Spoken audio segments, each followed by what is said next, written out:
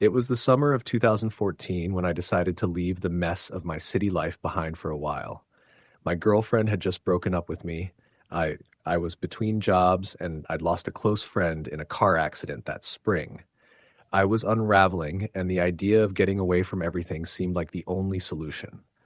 My cousin Luke, who lived in a small town in southern West Virginia, invited me to come stay with him and his wife for a few weeks in a place called Clover Ridge, a quiet patch of land nestled deep in the Appalachian Mountains. I accepted without hesitation. I thought the isolation would help me sort things out. I was wrong.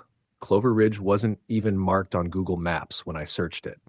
Luke sent me detailed directions through back roads, dirt paths, and landmarks like the church with the rusted steeple and a mailbox full of beer cans. That should have been a red flag, but I didn't think much of it at the time. When I finally arrived, after 5 hours of driving through increasingly narrow mountain roads, I found myself in a hollow that felt carved out of time itself. The nearest store was 15 miles away, and the air smelled of pine, clay, and something older I couldn't quite name. Luke's house was small but sturdy, built by his grandfather in the 50s. It sat near the edge of a ridge, with thick forest stretching for miles behind it. The place was quiet, oppressively so at times. No cars, no planes overhead, just cicadas, the occasional hoot of an owl, and the endless rustle of leaves. On the second night, Luke and I sat on the porch drinking beer and talking about everything and nothing. His wife, Sarah, had gone to bed early with a headache. The conversation wandered until we started talking about the woods behind the house. I asked if they ever hiked back there, and Luke gave me a look that I still can't forget, like he wasn't sure if I was joking. "We don't go past the split oak," he said, "not since '96. He pointed out into the dark woods where the porch light didn't reach. I could barely make out the silhouette of an old, gnarled tree with a twisted trunk. "What happened in '96? I asked, trying to sound casual. "Guy named Paulie went missing," Luke said. "Kid from down the ridge. Went back there on a dare. They found his boots and his watch near the creek. Nothing else. Sheriff called it a bear attack, but bears don't strip a man out of his clothes and leave his boots neatly side by side." He took a long swig from his bottle. "After that, no one goes past the split oak, not even in daylight." I thought he was just trying to spook me, maybe playing up some local folklore, but he didn't smile once while telling the story. The rest of the night was quiet. When I went to bed in the guest room, I couldn't sleep. The silence of the ridge seemed alive, like the whole forest was holding its breath. On the third day, Luke had to drive into town to help a neighbor with some plumbing work. Sarah was still nursing a migraine and told me she'd be in bed most of the day. With nothing else to do, I decided to explore a little. I stayed on the visible paths, not going too far, just enough to feel like I was doing something.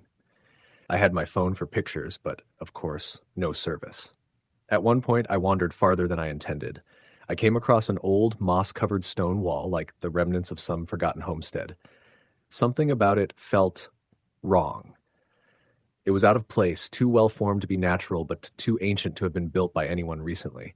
I got this sudden, intense urge to turn around and walk back. It wasn't fear exactly, but something colder, like dread that hadn't quite bloomed yet.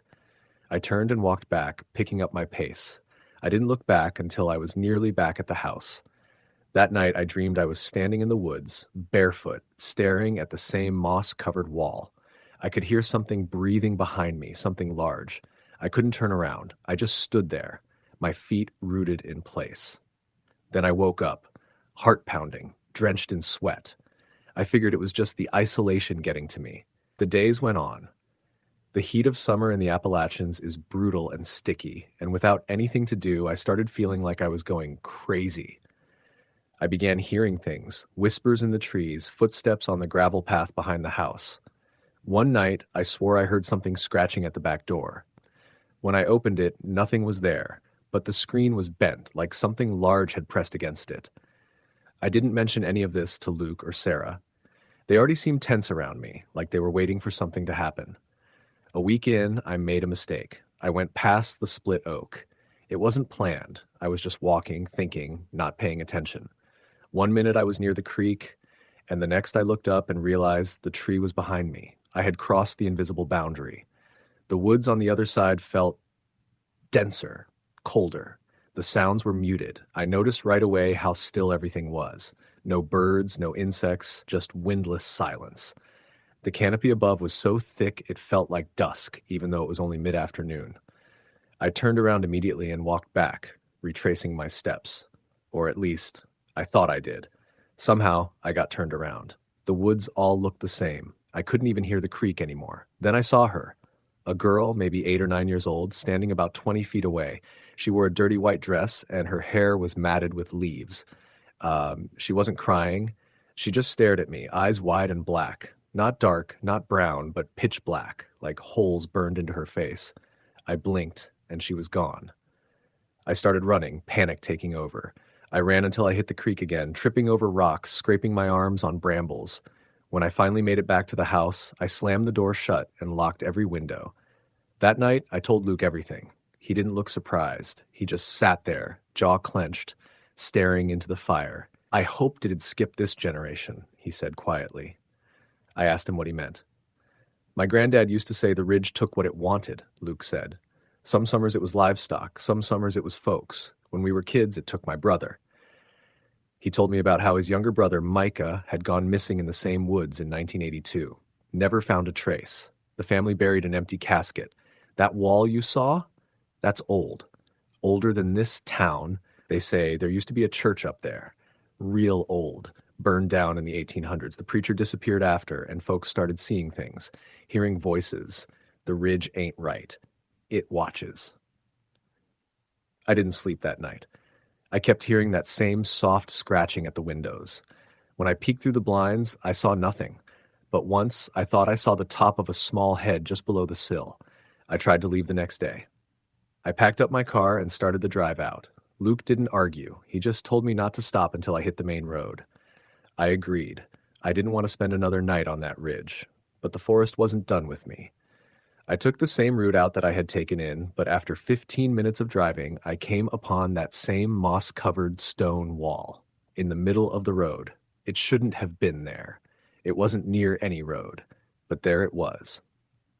I stopped the car, got out, and walked around it, trying to make sense of things.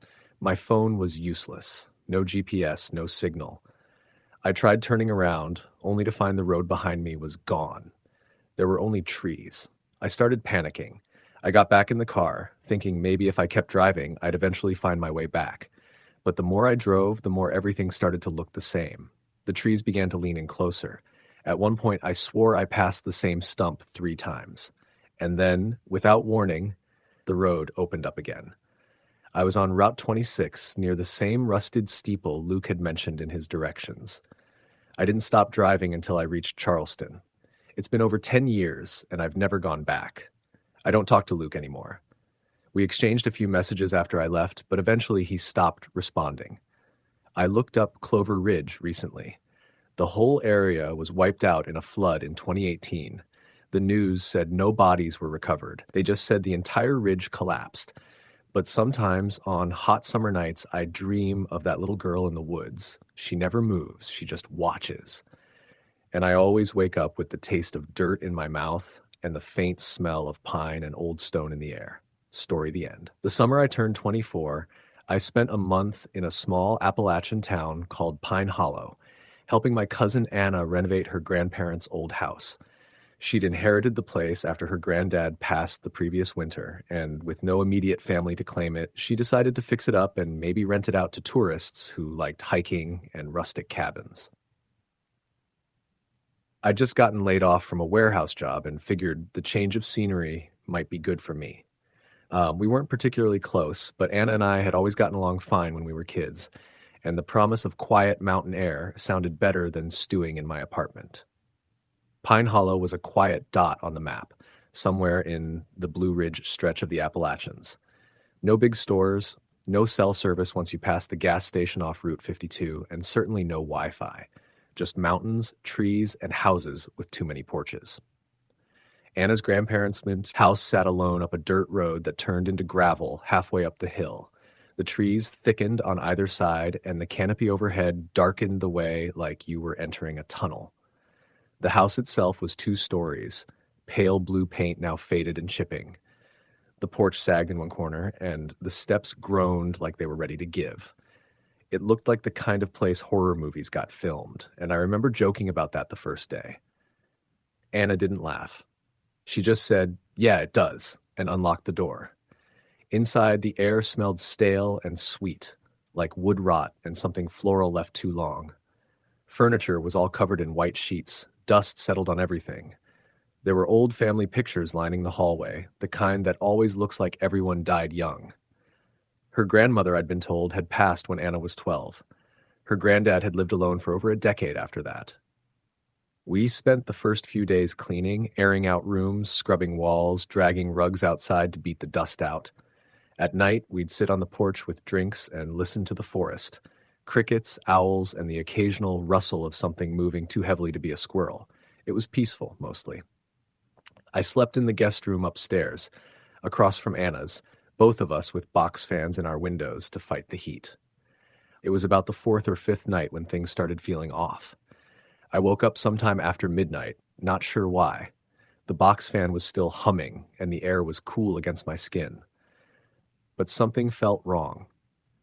I couldn't put my finger on it, just that sense of being watched. I turned over in bed and glanced toward the doorway. It was open. I usually closed it. I told myself I must have just forgotten. I got up to close it and noticed something on the floor in the hall. A dark shape, maybe 2 feet long. At first I thought it was a coat someone had dropped, but when I stepped out, it wasn't there. Just gone. The hallway was empty. I didn't say anything the next morning. I figured I must have dreamed it. Some sleep paralysis thing, maybe. But the next night, I heard whispering. Not clearly, just a soft murmuring that rose and fell like wind in trees. I sat up in bed, holding my breath, and tried to find the source. I thought maybe Anna had her window open and was on the phone or something, but when I stepped out of my room, her door was shut and the whispering was coming from the stairwell. I crept to the top of the stairs and listened. It wasn't words exactly, more like breathing and humming at the same time. I turned on the hallway light and it stopped immediately. The kind of silence that's heavy, where even the floorboards seem to hold their breath. Again, I didn't say anything. A few days later, while sanding down the kitchen cabinets, Anna looked up from her spot on the floor and said, "You ever get the feeling someone's in the room with you, even when you know there's not?" I paused. "Yeah, I guess." "Why?" She shrugged. "No reason. Just felt it this morning. Like something was watching me from the top of the stairs." Neither of us laughed. That night, I decided to stay up. I brought a thermos of coffee and my old MP3 player and sat in bed with a small reading light. At around 2 a.m., the air in my room went cold, not like cool summer breeze cold, like I'd stepped into a freezer.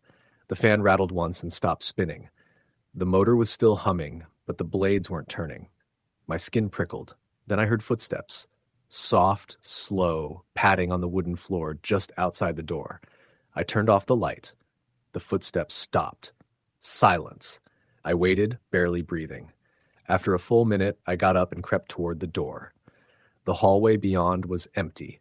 I took one step out and felt a chill pass right through me, like something had just brushed against my bare chest. I shivered and backed into my room. The fan started spinning again. The next morning, I asked Anna if she'd been up around 2. She looked at me with bloodshot eyes and said, "No, but I heard someone walking last night, too."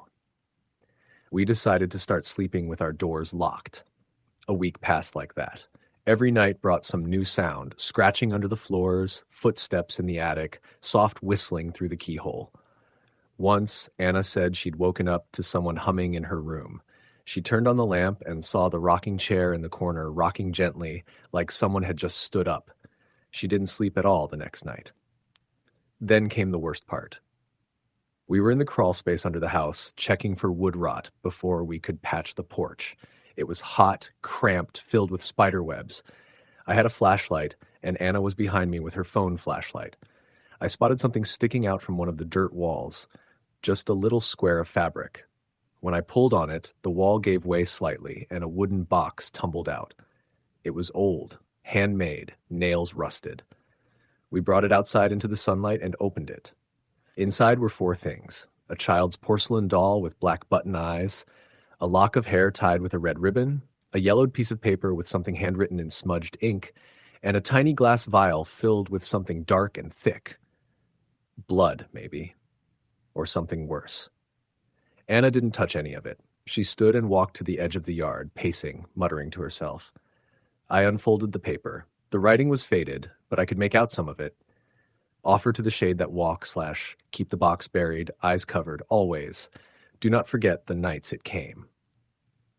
I stopped reading. That night, Anna refused to sleep in the house. She drove into town and stayed at a motel. I stayed behind, stubborn or stupid, I'm still not sure. I thought maybe the house was just getting to us. Old wood makes sounds, heat makes people see things. I tried to rationalize it. That was the night I saw it. I woke up to the box fan spinning backwards. The air was hot and thick, like breathing through soup. The room was dark, the moonlight barely cutting through the trees. I sat up and immediately felt it, something standing at the foot of the bed. I couldn't see it clearly. Just an outline. A man, I thought at first, but tall, wrong. Its head was tilted too far, neck crooked like it was broken. The room smelled like burnt flowers and dirt. My throat seized. I couldn't speak. It stepped forward. That's when I saw its eyes, glassy and wide, like black marble set too deep in its face. No whites, no movement, just watching me. Then it opened its mouth. I heard nothing, but I felt a vibration in my chest, like sound at a frequency just beyond hearing. My teeth ached, my eyes watered. I tried to move and couldn't. It reached toward me with one hand, long fingers bent in the wrong directions, tipped with something jagged. Just as its fingers brushed my ankle, every light in the house flickered on. My lamp, the hall light, even the porch light. The thing vanished. Anna had come back. She told me later she'd had a dream about her grandmother screaming from under the floorboards and had driven back, afraid something had happened. We didn't speak. We packed that night, threw our bags into the back of her car and didn't bother to lock the door. She called a realtor the next day, said she was done with the place. Didn't care about the rental income. She told him to sell it as is. I kept dreaming about it for weeks. That thing. That crooked head and its silent scream. About a month later, Anna texted me a link to a news article. Local teen found dead in abandoned home in Pine Hollow. Authorities investigating suspected drug overdose. No signs of foul play. It was her grandparents' house. They found the kid in the crawl space. Said he'd scratched something into the wall with his fingernails before dying. They wouldn't release the details, but someone on a message board posted a photo. It was the same words from the note. Do not forget the nights it came. I deleted the picture. I haven't gone back to the mountains since. Story the end. It was the kind of summer where the air stuck to your skin, humid and heavy, and every sound from the woods rang out louder than usual, like the trees were listening. My cousin Ray and I had gone up to the family's old hunting cabin in eastern Tennessee, tucked away deep in the Appalachian range. The place had been unused for a few years, ever since my uncle died suddenly on the property, and it was starting to fall into disrepair. Still, the idea of spending a week away from the city and the heat sounded like exactly what I needed. We drove in Ray's truck, windows down and music blasting, with a cooler full of beer, a couple of fishing rods, and enough canned food to last the week. The road narrowed until it was barely gravel, and by the time we reached the cabin, we were weaving between thick underbrush and old-growth trees. The structure was still standing, but you could tell it hadn't seen people in a while. There was a sunken corner of the porch. Paint was peeling off the walls, and ivy had grown across the windows like nature was trying to hide what was inside. Ray kicked the door in, not because it was locked, but because the hinges had swollen shut from moisture, and we stepped into the stale, dark interior. It smelled of damp wood, old smoke, and something faintly sour underneath.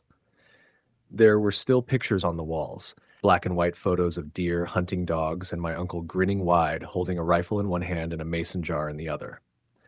We spent the first day cleaning up and getting the generator running.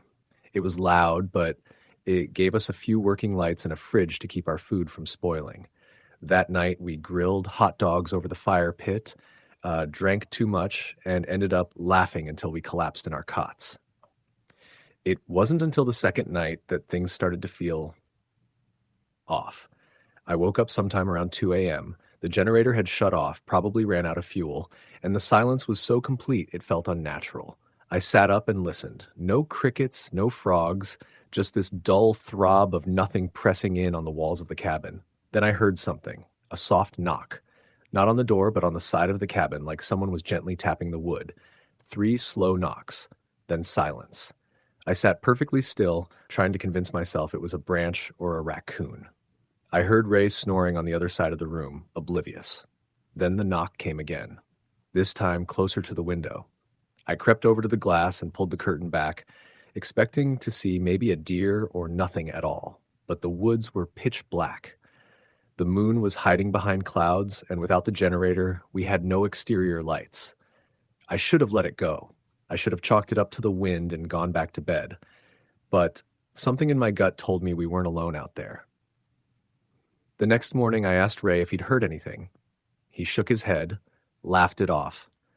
"You're just not used to sleeping out here anymore," he said, popping open a beer before breakfast.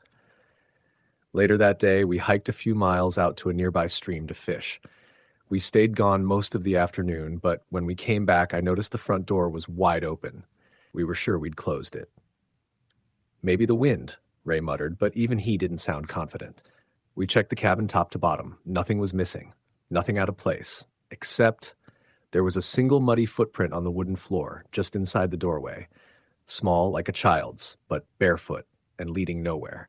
That night we didn't drink. We locked the door, double-checked the windows, and let the generator run dry rather than go outside to refuel it. Around 3 a.m., I woke again. But this time I wasn't alone. I didn't see anything at first, but I felt it. That overwhelming sense that someone was watching. I slowly rolled over and, in the pale light coming through the window, saw a shadow standing in the far corner of the room. It wasn't Ray. He was still in his cot, breathing heavily. The shadow didn't move, didn't breathe, just stood there, watching. I blinked, thinking maybe it was a trick of the light. But when I opened my eyes again, it was gone. I didn't sleep the rest of the night. In the morning, Ray found something outside, small handprints in the dirt near the fire pit. Again, they looked like a child's, but the fingers were long, too long, and there were only 4 of them. "I think someone's messing with us," Ray said, trying to keep his voice level. "Some kids, maybe. Locals." We drove down to the nearest town, about a half hour away, to get fuel and talk to someone. The general store was run by an old man named Curtis, who'd lived in the area his whole life. Ray casually asked him if there were any kids who played around up near the ridge where our cabin sat. Curtis's face went blank. He looked down at the counter and shook his head. "No kids up there," he said flatly. "Ain't been for years." We pressed him. He finally sighed, wiped his hands on a dirty rag, and leaned forward. "Place you're talking about, that land used to belong to the Minner family. Back in the 1930s. They were dirt poor, like most around here, tried to live off what they could hunt and grow. Had a boy, Elijah. Little thing. Sickly. Folks said he was odd, barely talked, always staring at nothing. One summer, he went missing. Whole town searched for him, but he was never found. Just vanished." Curtis lowered his voice. "Week after he disappeared, folks started hearing things. Knocking. Voices in the woods. Some said they saw a child walking barefoot through the trees at night, staring into their homes. It got so bad the family left. Cabin sat empty for years till some outsider bought it up." I felt ice in my chest. "You think it's him?" I asked. Curtis didn't answer, just stared hard at us and said, "Some places don't forget." That night, Ray insisted we go home. I wanted to believe it was just an old story meant to scare tourists, but something in Curtis's tone told me otherwise. We agreed to leave at sunrise. That final night was the worst. We barely slept. Around midnight, the knocking started again, this time on the roof. Then the walls. It wasn't gentle anymore. It was angry. Desperate. Ray grabbed his flashlight and pointed it at the ceiling. Dust fell from the rafters. Then we heard a laugh. Soft. Childlike. Right outside the window. I crept over and lifted the curtain. There he was. A boy, maybe 8 or 9, standing just inches from the glass. Pale, filthy, clothes torn and rotted. His eyes were completely black. Not dark. Black. Like pits. And his mouth was stretched in a wide, unnatural grin. He lifted his hand and knocked once on the glass. Then again. I screamed for Ray. By the time he got over to the window, the boy was gone. Just trees and darkness.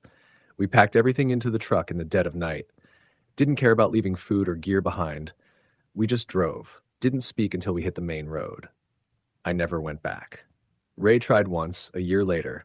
said he just wanted to get some of the stuff we left behind. He came back 2 hours later, pale as a ghost, refused to tell me what he saw, wouldn't talk about it, sold the land that winter. I don't know what's out there in those woods, but I know something is. Something that's been waiting, watching. And if you ever find yourself in the hills of Appalachia, in a place the locals won't talk about, and you hear a soft knock in the dead of night, don't look. Don't open the window. Just leave. Some places don't forget. Some things don't forgive. Story the end. The summer I turned 22, I took a job as a field tech with a small environmental survey firm based out of Charleston. The work wasn't glamorous, mostly long drives to old coal fields and forested hollers, taking soil samples or mapping creeks. But it paid well enough, and I liked being outdoors more than being behind a desk. That July, I was assigned to a project in a remote stretch of the southern Appalachians, just north of the Kentucky-Virginia border, in a patch of reclaimed forest outside a town called Elkins Ridge. The job was supposed to last 3 weeks. Our crew was small, just me and an older guy named Dale, who'd been working with the company on and off for 10 years. He was quiet, friendly in a tired way, and knew more about these backwoods than anyone I'd met. We were stationed in a mobile trailer about 8 miles up a gravel forestry road from the main highway, completely surrounded by dense trees and humming underbrush. There was no cell reception. Power came from a gas generator we shut off at night. We'd work from sunrise on late afternoon, then come back to the trailer, make dinner on a camp stove, and drink beer on the stoop while the cicadas screamed. By the second week, I had a routine. Wake up with the sun, hike the slope behind the trailer with a thermos of coffee, and watch the mist clear over the hills. It was peaceful at first, but something changed about halfway through our second week. I can't say what did it exactly, but I started feeling watched during those early morning hikes. It wasn't a strong feeling, just something crawling under my skin when I looked into the trees like someone had just ducked out of view. One morning, I saw something. I was standing at the tree line when I caught a flash of white between the trunks, maybe 30 yards uphill. It was gone so fast I couldn't be sure what I saw. I thought it might be a deer or maybe a person, though nobody was supposed to be out here except us. I told Dale about it when I came back, half expecting him to laugh it off. Instead, he set his coffee down and rubbed his jaw. White, you said? Yeah, just for a second. He looked out the window. Don't go back there for a while. Stick to the lower creek. That was all he said, and no matter how I pressed, he wouldn't explain. Later that day, when we were hiking to a sample site, I asked again what he thought it was. He just said, old woods, and changed the subject. The weirdness didn't stop there. That night, I woke to a tapping sound. At first, I thought it was a branch against the trailer, but when I sat up, I realized it was rhythmic, like someone gently knocking 3 times, pausing, then knocking again. It was coming from the side of the trailer, not near the door. Dale was still asleep across the small room, snoring softly. I got up, pulled on my boots, and crept to the narrow window by the sink. There was nothing there, just dark woods and moonlight. I went outside anyway, carrying my flashlight, and walked the perimeter. Everything was quiet, too quiet. No crickets, no frogs, just silence thick enough to feel in my chest. I didn't see any animal tracks, no branches swaying, nothing that could explain the knocking. The next morning, I told Dale. He nodded like he expected it. Don't open the door at night, he said. You think someone's out here? He sipped his coffee and didn't answer. That evening, he pulled out a jug of cheap bourbon and offered me a shot. We sat outside until it was full dark, no generator, no lights but our flashlights pointed toward the woods. After a while, he started to talk. There's a reason no one builds out here, he said. Used to be a little settlement way back before the coal companies moved in. Folks tried to live off the land, trapping, farming, logging. Didn't last long. Something picked them off.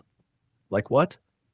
Never figured it out. Just stories now. People disappearing, babies found dead, sometimes without eyes. One woman walked all the way into town barefoot, covered in blood, couldn't say a word.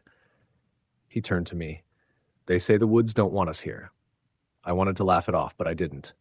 Not after what I'd heard the night before, and not after the tapping returned, every night that week. Always 3 knocks, a pause, then 3 more. Sometimes they'd move, like whatever it was walked the length of the trailer.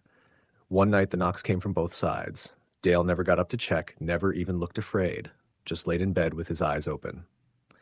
On the last Friday of our assignment, we hiked up a ridge we'd been avoiding. Steep terrain, dense foliage. The GPS had flagged a dry stream bed we needed to document. About halfway up, the trail got strange. The air turned cool even though it was over 90 degrees. There were mushrooms everywhere, thick and pale like they were feeding on rot. The deeper we went, the more I noticed the silence again. Not even birds. I spotted a clearing ahead, and as I pushed through the branches, I stopped dead. There were stones, standing stones, maybe 24, arranged in a loose spiral. Some had carvings, symbols I didn't recognize. In the center was what looked like a stone basin, maybe for water or blood. The ground was bare in the circle, not even moss. The trees didn't lean over it like they did elsewhere, like they were keeping a respectful distance. Dale didn't come in. He stood just at the edge, mouth tight. "Don't touch anything," he said sharply. I took photos and notes, but I couldn't shake the feeling we weren't alone. I kept hearing soft rustling, but every time I looked, the woods were still. That night, the tapping came again, but this time it was frantic. Dozens of quick knocks all around the trailer. Dale grabbed his flashlight but didn't open the door. Then, around 3 a.m., the door handle turned. It turned slowly, like someone testing it. I sat frozen in my bunk, barely breathing. The door rattled once, then again. Dale picked up the shotgun we kept near the kitchen and pointed it at the door. But he didn't fire, just whispered, "Don't say a word." Then from outside a voice, "Help." It was a woman's voice, soft, weak, like she was hurt. "Please." My heart was hammering. Dale shook his head violently, mouth clamped shut. "Help me." Then silence. We stayed up until dawn. The next day, Dale said we were packing up early, told the company we'd finished our reports, and cut the assignment short. We left that afternoon. I didn't argue. As we drove down the forestry road, I looked back through the rear window one last time. There was someone standing in the tree line, a woman in white. She didn't move, didn't wave, just watched. I didn't tell Dale. That night in the motel, I couldn't sleep. Around midnight, I heard a knock at my door. Just 3. Then silence. I didn't open it. I never went back to Elkins Ridge. But sometimes in the early morning, I dream I'm standing in those woods again, deep in that stone circle, and there's someone just behind me, breathing. Story the end. The summer of 2014 was unbearably hot in southwestern Virginia, the kind of thick, sticky heat that seemed to rise from the dirt and cling to your skin. I had just graduated from college and decided to spend the summer with my cousin Mason, who lived in a small Appalachian town called Tazewell. I hadn't been out there since I was a kid, and the idea of hiking, fishing, and unplugging from city life sounded perfect. Mason and I had grown up together, but drifted apart when I moved to Richmond. Reconnecting seemed like a good idea. Mason lived in a small house on his family's land, nestled deep in the hills near the Clinch River. His place was about 5 miles down a gravel road off the main highway. No neighbors in sight, no cell signal, just thick woods and the occasional sound of a truck engine echoing from far off. He lived alone with his dog, a lanky old bloodhound named Jack, who looked half dead, but never stopped sniffing at the ground like he was onto something. The first week was everything I'd hoped for. Long hikes through shaded hollows, evenings with cold beer on the porch, and night skies filled with more stars than I'd seen in years. Mason told stories about the area, mostly backwoods gossip, hunters who went missing, odd lights in the forest, strange animal calls no one could identify. He always laughed afterward like he didn't believe half of it, but something in his tone hinted that maybe he did. One evening, a few days after the 4th of July, we were sitting on the porch watching the fireflies. The sun had just gone down, and the mountains were silhouetted against a dark orange sky. Jack had started growling softly, head tilted toward the woods behind the house. Mason tensed but didn't say anything. "You hear that?" he asked after a moment. I listened. At first, nothing but the usual hum of insects and frogs. Then I heard it, a low, almost musical sound, like humming. It didn't sound mechanical or human, but something in between, rising and falling in a slow rhythm. I looked at Mason, who stood up and walked to the edge of the porch. "It's back," he muttered. "What is?" He hesitated, then said, "There's something in the woods. Been hearing it every summer since I moved out here. Always starts around this time of year, gets louder every night." I waited for him to laugh, to brush it off, but he didn't. He went inside and came back out with a shotgun, loading it slowly. "You're serious?" I asked. He nodded. "Never seen anything, just heard it. But Jack knows it's not right." We stood in silence until the sound faded. That night, I had trouble sleeping. The heat pressed down on me like a blanket, and every creak of the old house felt amplified. Around 3 a.m., I heard Jack growl again, low and guttural, and then the humming returned, this time closer. It lasted about 10 minutes, then silence. The next morning, Mason was already outside, looking toward the tree line. He said he'd found something strange, animal tracks, but not ones he recognized. He took me into the woods behind the house, down a narrow path he used for hunting. About 50 yards in, we came across a spot where the ground was torn up like something had been thrashing. The leaves were scattered, branches broken, and in the middle of it all were tracks, large, three-toed impressions, deep in the soft earth. Not bear, not coyote. Something else. He knelt down, examining them. "They weren't here yesterday," he said. "Something was out here last night." That afternoon, Mason told me about a local legend called the Low Man. He said it was some kind of spirit or creature that haunted the woods in the summer, luring people in with strange sounds. Supposedly, it was once a person, someone who had gone mad living alone in the mountains, died out there, and never really left. The older folks in town didn't talk about it much, but everyone had a story if you asked the right way. I didn't believe in ghost stories, not really. But over the next few nights, the humming got closer, louder. We'd sit on the porch and listen as it drifted through the trees, and Jack would growl like something was circling us. One night, the humming stopped suddenly and was replaced by whispering. I swear on my life I could hear words, just faint enough to not understand, but clear enough to know it was a voice. That night, around 2 a.m., I woke up needing to pee. I didn't want to go outside, but Mason's plumbing was unreliable, so I grabbed a flashlight and headed around back to the outhouse. The woods were dead silent. No crickets, no frogs, just the sound of my own footsteps and breathing. I was halfway back to the house when I heard something moving in the trees. I stopped and turned the light in the direction of the sound. Something moved behind a tree, tall, thin, pale. It darted out of sight so fast I thought I imagined it. I ran back inside and locked the door.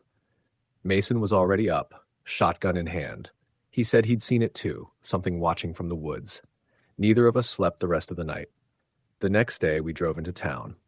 We needed supplies, but more than that, we needed to talk to someone who might know what the hell was going on.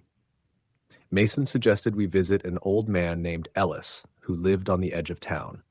He'd lived in those mountains his whole life and was known for being a little strange. When we got there, he was sitting on a rocking chair on his porch, whittling a piece of wood. Mason told him what we'd heard and seen. Ellis didn't say anything for a long time. Then he said, "You boys got something following you."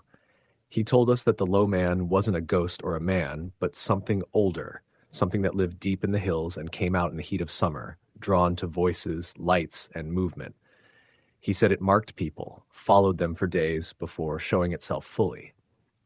According to Ellis, once you heard it whisper your name, it was already too late. We left more disturbed than reassured. That night, Mason suggested we leave. We packed up some essentials, planning to head into town and stay at his friend's place. Around 9 p.m., we stepped outside and found the woods completely silent. Not even the wind moved. Jack refused to leave the porch, whining and pacing like he knew what was coming. We had just started down the trail to the truck when the humming started again, louder than ever. It felt like it was vibrating in my chest. Then came the whispers. This time I could make out words, just a few. "Come back, don't leave, stay." I turned and saw something standing at the edge of the woods. It looked like a man, but stretched, arms too long, face pale, and twisted like wax melting in the sun. Its mouth didn't move, but I could hear it whispering still. Mason screamed for me to run, and I did, tripping through the brush toward the truck. Jack howled behind us, and I heard a horrible crashing sound, like something tearing through the forest after us. We barely made it into the truck and peeled out of the driveway, gravel kicking up behind us. In the rearview mirror, I saw the shape standing in the road, watching us go. We stayed at his friend's house in town for 3 days. The humming never came back. Jack wouldn't stop shaking for days, and Mason didn't speak much after that. He moved out of the house that fall, sold the land for cheap, and left the mountains entirely. I never went back. Every summer since, around July, I swear I still hear it sometimes, faint humming, like something remembering me from far away. Story the end. By the summer of 2007, I had just finished my junior year at the University of North Carolina and was feeling burned out. My dad suggested I spend a few weeks with my great-uncle Thomas up in the Appalachians. He lived in a small, scattered community called Bethel's Hollow, tucked away in a green part of western North Carolina near the Tennessee border. I'd only been there once before as a kid, but I remembered it being quiet, slow, and full of nature. At the time, that sounded like exactly what I needed. Uncle Thomas lived in a 2-story farmhouse that sat at the end of a dirt road surrounded by forest. He was nearly 70 and mostly kept to himself, but he was sharp, friendly in his own gruff way, and always had a good story on hand. There was no cell service and no internet, but he had an old television with bunny ears and stacks of paperback westerns. I figured I'd read, maybe hike, and just detox from school for a bit. The first week was peaceful. I helped Thomas clear brush, stack firewood, and repair some broken siding on the barn. He cooked simple but great meals, usually fried trout or venison from the freezer. In the evenings, we'd sit on the porch and watch the fireflies dance along the tree line. The stillness of the place began to settle into me, until it all started to change. It began with the knocking. It was around 2 a.m. on a Monday. I was sleeping upstairs in the old guest room when I heard 3 distinct knocks on the bedroom window. Not tapping. Knocking. The kind someone would do if they were trying to be polite but urgent. I sat up, heart pounding, and looked toward the window, which faced the backyard, and beyond that, the thick woods. The moon was low, and the woods looked like a black wall. I walked to the window and pulled the curtain back, expecting maybe a branch had scraped against the glass, but there was nothing outside. No wind, no animals, just stillness. I went back to bed and eventually drifted off, chalking it up to a dream. The next night, it happened again. Same time, same number of knocks. This time, I stayed in bed and just listened. The knocks were followed by a strange creaking sound, almost like someone stepping onto the porch below. I held my breath and listened for a while longer, but eventually everything went quiet. I asked Uncle Thomas about it the next morning. Could have been a raccoon, he said, not looking up from his eggs. It sounded like knocking, though, like human knocking. He was quiet for a second, then said, "Don't worry about it. Old houses make strange noises." But I could tell from his face that he was brushing it off on purpose. That look stayed with me. 2 nights later, the knocks came back, but not just at my window. I heard them downstairs too, then on the side of the house. They moved from one spot to another, like someone circling the house, knocking rhythmically, steadily. I crept out of bed and went down the stairs as quietly as I could. I reached the bottom step and froze. From the hallway, I had a view of the front door. Through the small window pane near the top, I saw something.